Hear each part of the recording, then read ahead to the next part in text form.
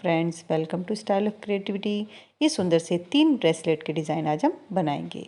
इसके लिए मैंने सिंथेटिक धागा यूज़ किया है।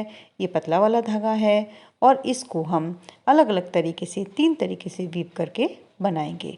मैंने इसमें पहले से ही मोती पिरो के रखे हैं। सबसे पहले जो हम धागा लेते हैं उसको मैंने लाइटर से थोड़ा सा गर्म कर लिया था आगे से, और उसमें फिर हम धागे में मोती आराम से पिरो सकते हैं।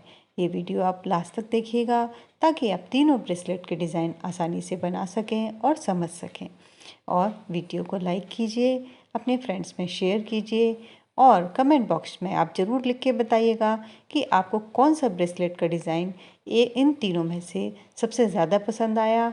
और आप स्टाइल ऑफ क्रिएटिविटी को सब्सक्राइब कीजिए और ज़रूर से अपने वैल्यूएबल कमेंट्स दीजिएगा।